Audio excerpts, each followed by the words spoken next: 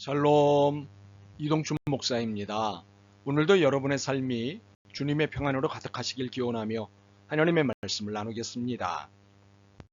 오늘 주시는 말씀은 로마서 15장 14절로부터 21절의 말씀입니다.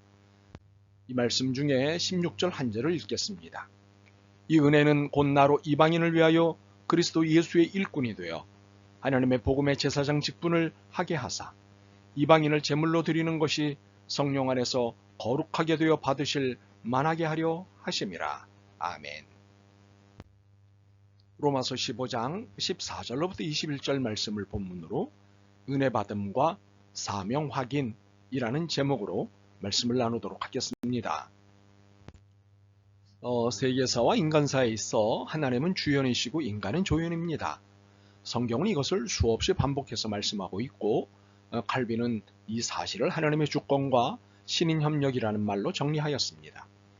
하나님은 혼자 모든 일을 하실 수 있지만 하나님은 결코 인간을 배제하지 않으십니다. 하나님은 모든 것으로부터 영광받기 원하시기 때문입니다.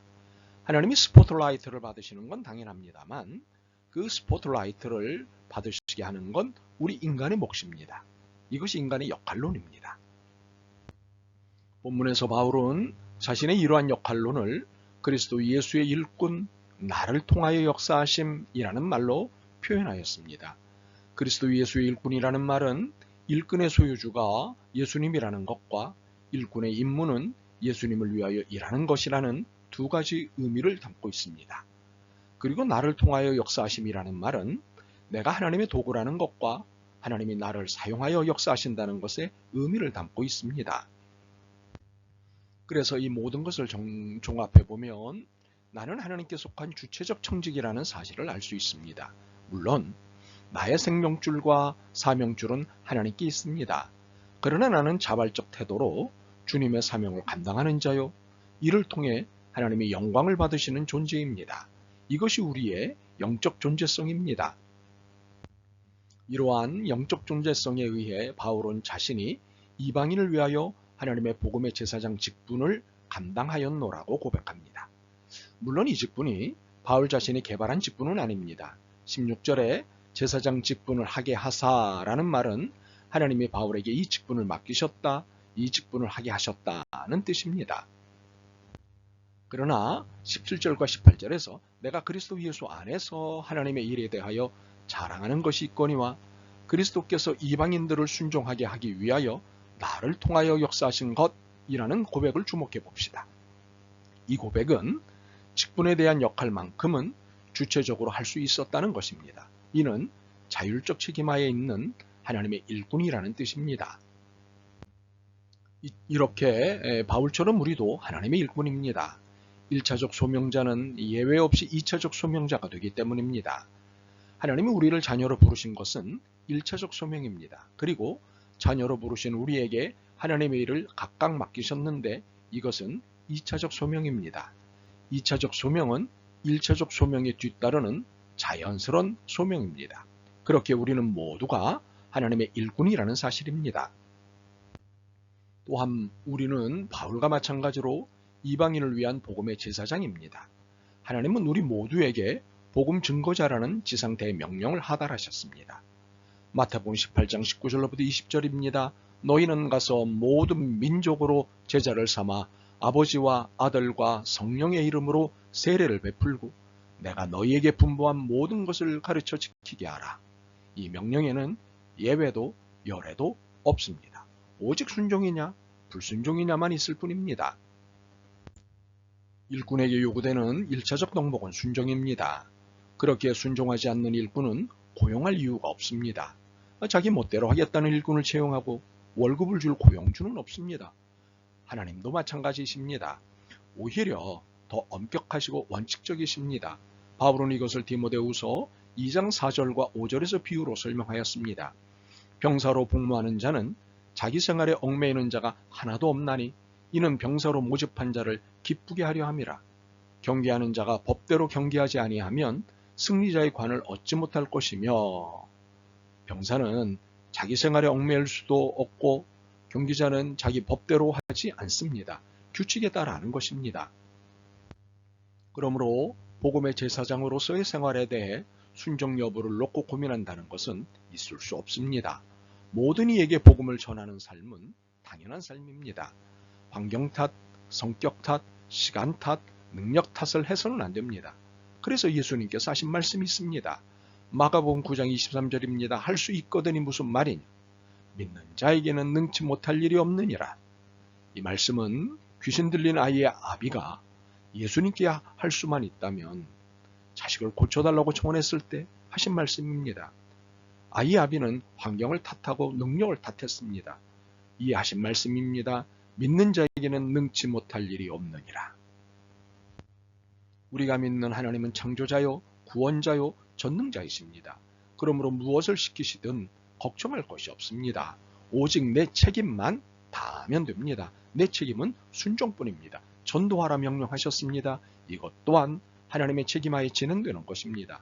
누구든 이유 달지 말고 순종하기만 하면 됩니다. 참으로 바울은 철저한 순종하에 이방인을 위하여 하나님의 복음의 제사장 직분을 감당하였습니다. 그런데 바울은 순종의 삶에 있어 몇 가지 귀한 덕을 세웠다고 고백하였습니다. 하나는 하나님만 자랑한 것입니다. 나를 통하여 역사하신 것 외에는 내가 감히 말하지 아니하노라. 이 말은 내게 하나님의 역사가 나타났다가 아니라 하나님이 어떤 역사를 하셨는가에 초점을 맞춘 고백입니다. 우리는 종종 하나님의 역사를 말하다가 자신을 통해 역사가 나타났다는 쪽으로 분위기를 몰고 가는 잘못을 범합니다. 이때 하나님의 영광이 가려지고 심지어 하나님의 영광이 찬탈당하는 것입니다. 바울의 정확한 지적에 따르면 능력이 우리에게서 나간 것이 아니라 하나님으로부터 나온 것입니다. 그 일은 말과 행위로 표적과 기사의 능력으로 이루어졌으며 그러므로 하나님만 자랑하면 됩니다. 하나님이 하신 일만 고백하고 간증하면 됩니다. 또 하나는 할 수 있는 한 골고루 복음을 전하는 것입니다. 19절입니다. 내가 예루살렘으로부터 두루 행하여 일루리공까지 그리스도의 복음을 편만하게 전하였노라. 바울은 할 수 있는 한 여러 지역, 여러 민족, 여러 환경의 복음을 전하기 위해 애썼습니다. 이는 인종과 문화에 대한 편견을 두지 않고 최선을 다했다는 의미이기도 합니다. 또 다른 하나는 이중의 수고를 하지 않는 것입니다. 20절과 21절입니다. 내가 그리스도의 이름을 부르는 곳에는 복음을 전하지 않기로 힘썼노니 이는 남의 터 위에 건축하지 아니하려 함이라. 기록된 바 주의 소식을 받지 못한 자들이 볼 것이요 듣지 못한 자들이 깨달으리라 함과 같으니라. 우리의 1차적 관심은 주의 소식을 받지 못하고 듣지 못한 이들입니다. 이들에게 우리의 전 에너지를 쏟아야 합니다. 그런데 이상한 현상이 우리 중에 나타나고 있습니다. 그것은 이미 주님의 소식을 받고 들은 이들에게 에너지를 쏟는 일이 벌어지고 있는 것입니다. 남의 터 위에 건축하는 일들이 사방에서 벌어지고 있습니다. 자극적으로 말해서 남의 양 도덕질이 성행하고 있습니다. 말이 좋아 수평이동이지 실은 양도적질입니다. 겉은 전도 프로그램이지만 속은 수평이동을 부추기는 프로그램입니다. 기독교 계통의 방송들이 겉으로는 복음 전파를 목적으로 내세우고 있지만 속은 유명인사들을 앞세워 수익사업과 수평이동을 만들어내고 있습니다. 하나님의 에너지를 이미 다 된 일에 허비하고 있는 것입니다. 이러한 바울의 원칙 있는 덕행을 보면서 우리의 신앙적 자세를 새롭게 해야 할 것입니다. 그러나 이것들과 더불어 크게 배워야 할 것이 있습니다. 그것은 하나님이 내게 주신 은혜를 고백하는 것입니다. 바울은 형제들 안에 선과 지식과 지도력이 있는 것을 보았습니다. 그리고 자신에게도 이러한 것들이 있음을 간접적으로 표현하였습니다. 그러나 자신이든 누구든 지닌 모든 것은 하나님의 은혜로 주어진 것임을 인정해야 한다는 것입니다. 16절에 자신의 직분을 소개하는 어두에 이 은혜는 이라는 표현을 한 것은 모든 것이 하나님의 은혜로 주어진 것임을 고백하는 것입니다. 우리가 매일의 삶을 시작하고 일과를 마무리할 때 빠뜨려서는 안 될 사항이 있습니다. 하나님의 은혜 받음과 하나님의 사명 확인입니다. 이 둘은 신앙생활의 핵심입니다. 바라기는 하나님의 은혜만이 아니라 하나님의 사명도 잊지 않는 매일의 삶이길 소망합니다. 아멘.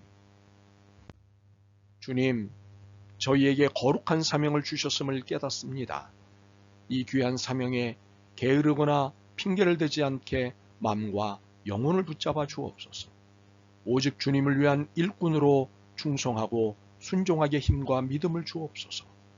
예수 그리스도의 이름으로 기도드립니다. 아멘. 오늘도 여러분의 믿음과 삶을 응원합니다. 사랑합니다.